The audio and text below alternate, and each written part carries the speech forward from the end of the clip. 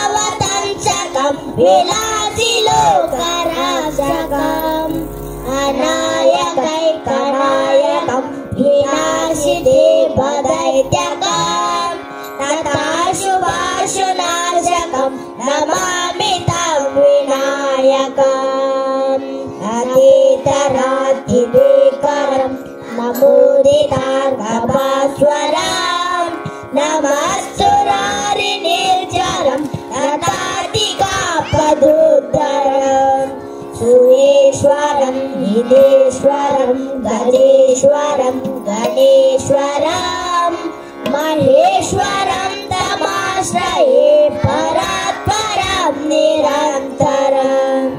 समस्तलोकशङ्करं निरस्तदैत्यकुञ्जरं दरेतरोदरं वरं वरे भवग्रमाक्षरम् उपाकरं क्षमाकरं मुदाकरं यशस्करं मनस्करं नमस्कृतं मनस्करोमि भास्वरम्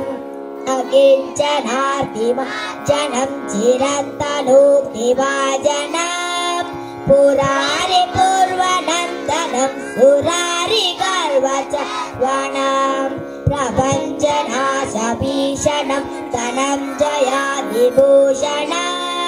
कपोलदानवारणं भजे पुराणवारणं नितान्तकं कान्तिमन्तकान्तिकाध्वजम् अचिन्तरूपमन्तहीनमन्तराय कृन्तरं हृदन्तरे निरन्तरं वसन्तमेव योगिना तमेव तं विचिन्तयामि सन्ततम् महागणेश पञ्चरत्नमाकरेण योगः